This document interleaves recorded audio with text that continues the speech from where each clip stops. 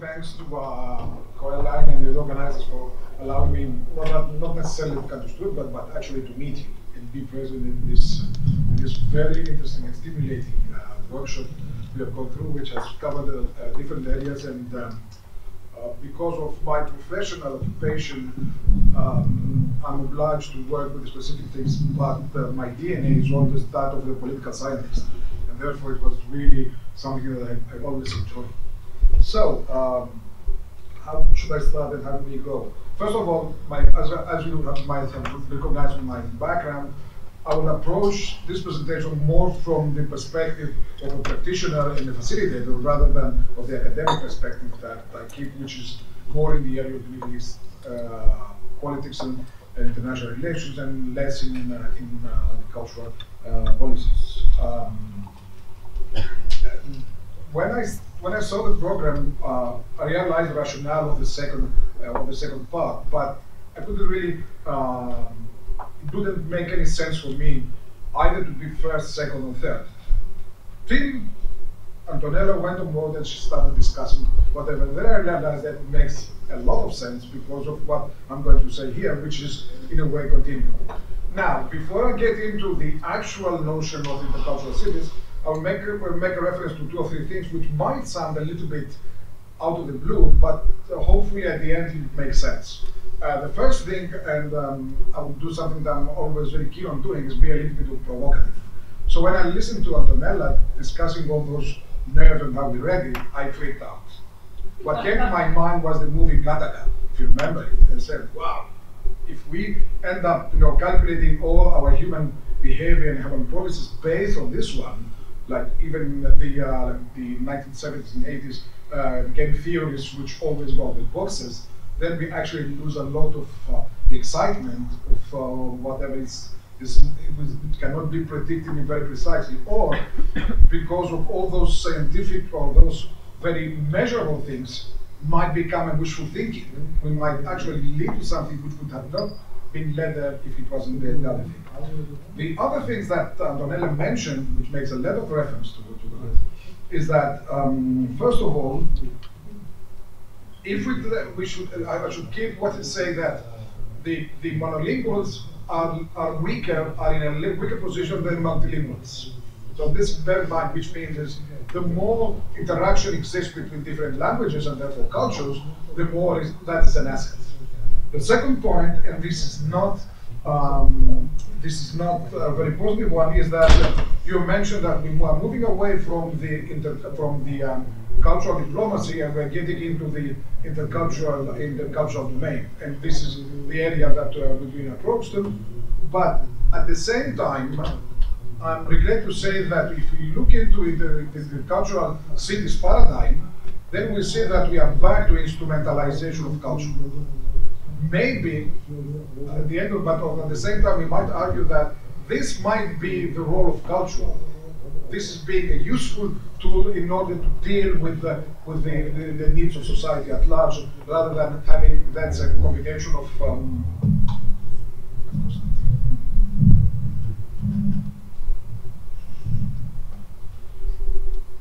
the combination of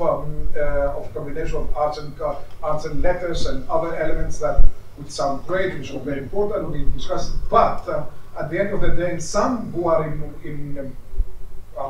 are in worse position than we are, they might challenge the notion: why should we invest the limited resources towards that direction rather than to other ones? So this is what I was mentioning. Now, the other point I want to make is a little bit in order to challenge what we are doing today in a way, but arguing that what we have been discussing and we might even reach a certain conclusion. If we meet in 2 years' time, we might say, well, what were we saying 2 years ago? This doesn't really stand today. You mentioned in the morning that it's a very volatile era and things are so unpredictable that things might change immensely. So when it comes to culture and identities, I just want to give two opposing paradigms from one of my favorite habits is movie making that would sound a little bit, which give you an addiction to what I mean, will give you an impression of what I mean. First of all, is one of your very good directors who's of Turkish origin, Fatih Akin. He's of Turkish origin, all of his movies are pretty much related to that. Nevertheless, he tends to identify himself as a general. So this is one interesting perspective, is that even though he's very keen on that, he, in the Turkish origin, nevertheless, his acquired identity seems to be the dominant one, at least in his mind. The second one was a movie I saw this summer. I don't know if anyone has seen it. It was a French movie called C'est la vie. It was very interesting. The whole movie is about this guy who organizes, weddings and celebrations, but not a big one, just a small businessman in a way. So he operates with a lot of French people as well as foreigners, and then he's got this wedding in this medieval castle. Everything goes wrong, everything, and he's really upset at the end because nothing has worked, and it looks as if the whole thing falls apart. And he's disappointed. He's deciding to sell his company, and he leaves out of the castle, and then one of his colleagues brings him back. And then the couple comes to him and said, "Thank you very much. This was something unique we have experienced." What has happened is that the power has failed completely. There was no light, no electricity, nothing. And what happened is two of the key people who worked with them, which were of Pakistani, of Sri Lanka, I can't remember, they were musicians. And they started actually performing some of the songs of them because they were professional musicians, extremely good ones. So this thing, which they had experienced as a wedding, with the candles and the music from a different area, for them was divine. My conclusion was is that the refugees, the immigrants, are the ones who save the day. So this brings us pretty much to what we are doing here and in the intercultural aspect. And this is the third, the final element in terms to Antonella's position, is that while you tend to see the multicultural element or multilingual, the multi-element as an asset, the intercultural cities approach is actually developed because of, if not necessarily the failure, but definitely the limitation that the multicultural approach has reached. So we are changing direction. So in that respect, the whole issue of the intercultural cities or everything is to deal with some of the major issues that we've been facing for the last 20 years in an immense way. This is the influx of refugees and immigrants, their integration, and so on and so forth. At this point, I just wanted also to challenge something else, just a discussion, because it does make sense to those approaches. And this is probably a different interpretation. I'm not saying that what you offered this today is the dominant one, and mine is the right one, and that's the wrong one. And this is, we are actually going to this post-nation state model and so on and so forth. And maybe everything should be viewed in a different perspective. And I'm just a little bit, I would like to question that. I'm not saying that I agree, I'm just going to question that, whether this is true or not. I'm exactly using the example of Fatih Akin. He chose to become a general.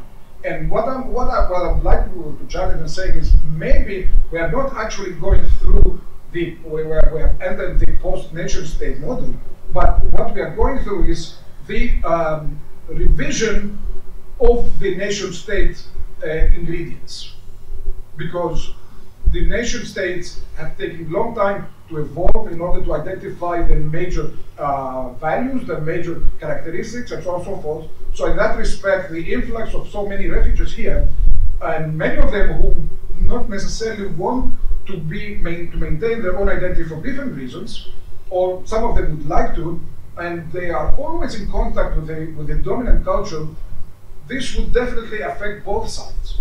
But in the long run, we will have, again, a dominant local culture, which will be German, Greek, French, Italian, but the ingredients, the major parameters of it would be different.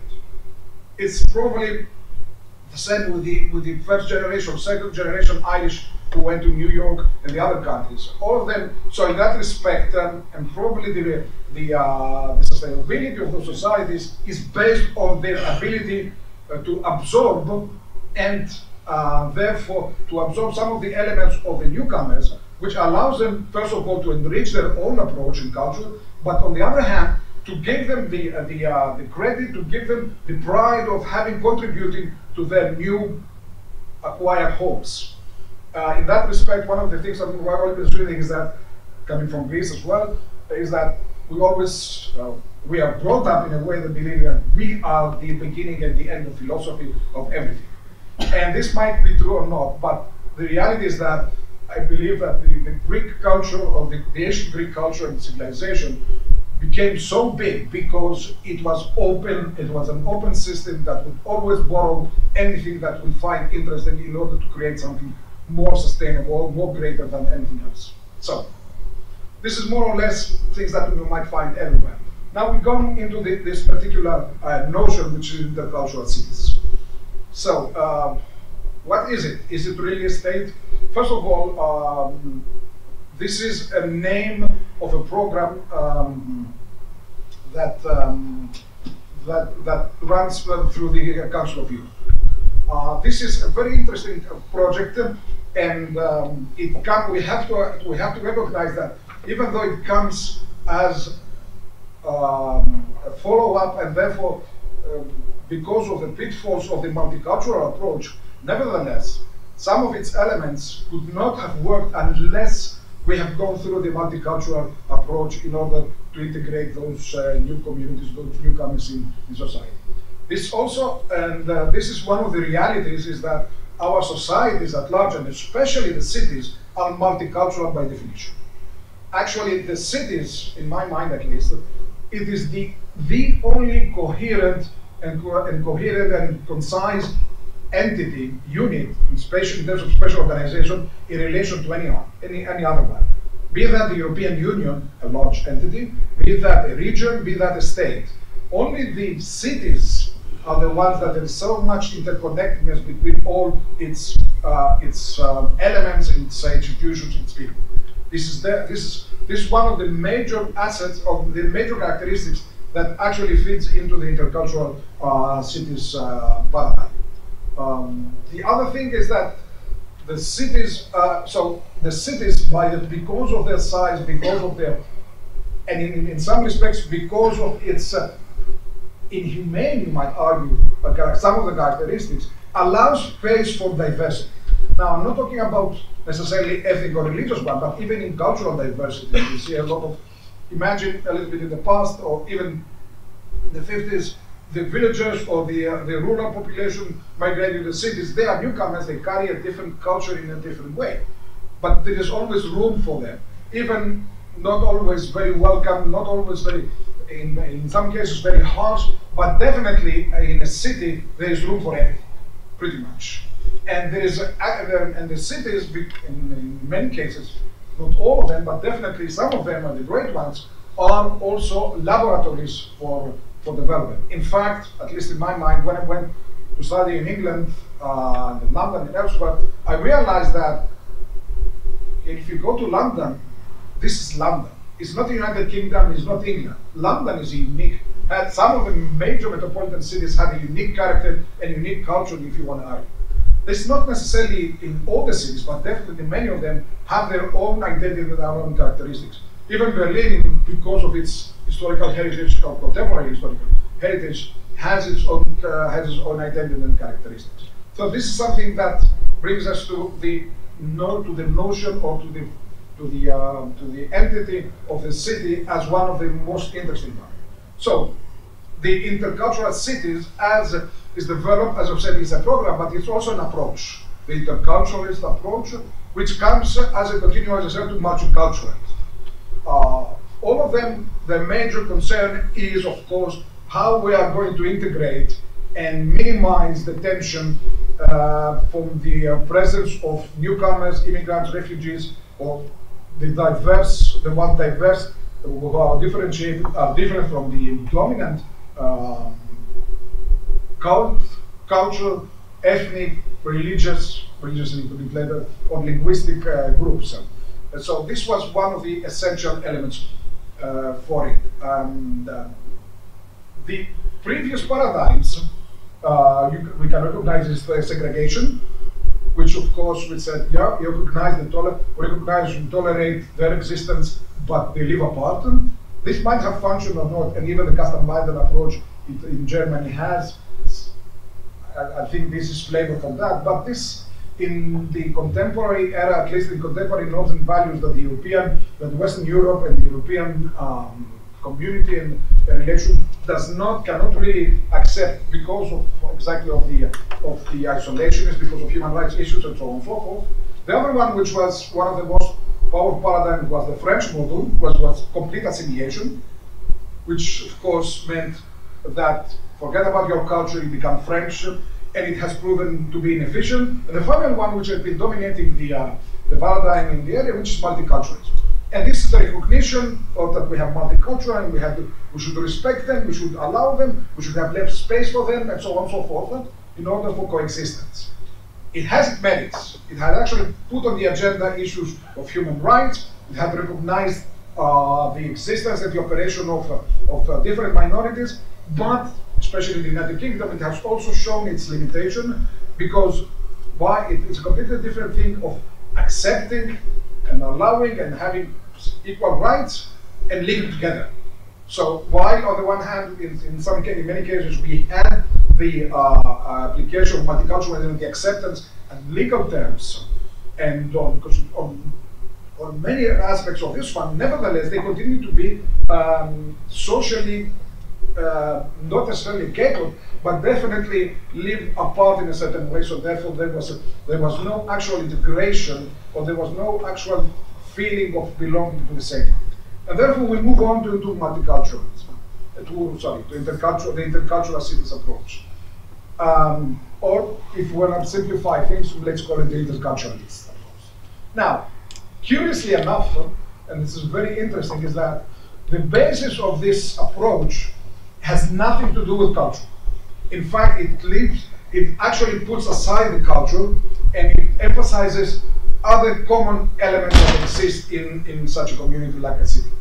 So in fact, probably the dominant characteristic of interculturalism is citizenship rather than anything else, which of course might contradict what I was saying earlier in terms of the post-nation state societies that we might be going through. But in any respect, the approach is that what is really of importance is the common things in everyday life. And this is why it evolved like that. It's a bottom-to-top process, which actually figures out that we live in the same space, we face similar problems, we face similar needs, and therefore we have to deal with them together. So, but this, in order to happen, this needs a certain, it's a very delicate for the time being process. It's a new approach in a certain way, and it needs a lot of training, a lot of mentality change in certain aspects, and a lot of many kilometers to cover, as we say in Greek, in order to be tested positive. Till now, the first indications that the Council of Europe, through the reports that they have made, it shows that it looks to work. So in that respect, in areas that they have applied this certain policy, which has a certain direction, and it was in general lines, I would say that the Council of Europe, for those cities who are dedicated to this notion, apply for it, they write down, outline the strategy specifically tailor-made for this specific city, because of its particularity, because of different traditions, because of different legal systems, because of different level of autonomy of the municipalities vis-a-vis the central state, and so on and so forth. So in that respect, it looks like it works. It looks like the tension in most of these cities has decreased, that the perception of each other has improved, and that even in financial terms, it seems to be working very well and improving that. So this is a holistic approach in the sense that we have one community, regardless of cultural energy, and therefore the local authorities, along with other actors we mentioned, would work together in order to secure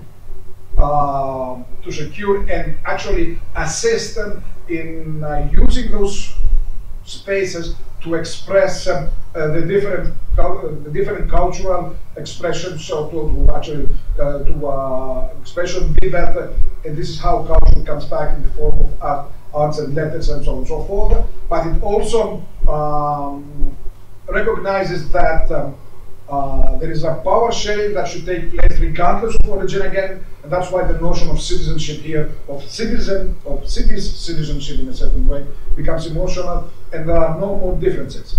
The importance and what the deviant in relation to the rest of them is that the focal point is not anymore the state of the region, but the cities. Okay. So I will wrap it up in a second bit, but you'll get what I'm saying, I think so. So first of all, it's the cities. So in that respect, we move away from the state-oriented one, and we move on to also the focal point and the laboratory and of everything is becoming the city. This also means that we have new actors involved. And this brings us into the local authorities vis-a-vis the state authorities. We have educators who have a very important role to say, and I just want to mention that yesterday was the official inauguration of the Anna Lindh Foundation's Intercultural Trends report. This is something that I pretty much believe that Caroline will be disseminating, and there are some very interesting findings with regard to intercultural cities, but other issues, and it shows that education at the lowest level, at the lowest age level, is much more efficient, and therefore the youngest they get exposed to the notions of multiculturalism or interculturalism, the better they absorb it and they improve it, and therefore, and because in many countries, and especially the educational systems are pretty much in the domain of the state, then, and because of the activist orientation of civil society actors are very important in that approach. And another one, so in that respect, actually, we find everything that has to do with policy, and this is the private sector. So we have the municipalities or the local authorities. We have the state because there are certain aspects that exist over there. We have the educators, we have civil society, and we have, of course, I've lost it, sorry. And so this is a new framework of working together. Now, the last point I want to make, in order to link all this part to what the topic is about cultural policies and so on and so forth, and this is, as we've said, the first element is that the city becomes the focus, that we move away, that culture becomes instrumentalized again, but the focus is on citizenship. And the third one, which is an indication not only of the Intercultural Cities program of the Council of Europe, but also for another program funded by the Rockefeller Foundation, which is the Resilient Cities, which are again the cities which working together. They are prepared, they are trained, they are prepared, they are different policies in order to be resilient to the future shock, which are not only financial, but also economical, cultural, but also social and political. And finally, all of this illustrates something else, and this is we are moving away. In terms of cultural diplomacy, now we're getting more and more into the multilateral level at the expense of the bilateral one. Unique, as we mentioned earlier, it's very interesting that it evolved from just coordinating the activities of the national institution of the city, becomes more of an instrument of creating its own projects, and there is a lot of concern on building in the instrumental side of it. And just well given two examples I will give, I will finish with this one, about a different one, about the Anna Lindh Foundation, the unique cluster in Athens. The last 4 years we have run projects all together with the enthusiastic approval of the Global Office in Brussels, which were related on the role of culture and cultural institutions in integrating immigrants and refugees into local societies. And the other one is Thessaloniki as a state, which, even though it's not part of the Intercultural Cities program for different reasons, even though it is part of the 100 Resilient Cities project, and this is the current mayor of Thessaloniki, Mr. Koutaris, have invested on the multicultural history of the city, which was during the Ottoman, which was the Christians, Greeks and Serbs, Bulgarians, the Jews, and of course the Muslims. The end result was, in comparison, for instance, to Athens, it had the financial The business sector has moved much quicker than other parts of Greece because of that. But most important, at least in my perspective, as Greek, it is pretty much obvious how the perception of the other, which in our case in Greece is the Turkish side, has changed and became much more tolerant than it used to be. So it seems to be that it might be an interesting tool and approach to look forward, to look and follow it up, but with all cautious, because as we've said in the morning, everything changed overnight. Thank you very much for your attention. And we're here for anything.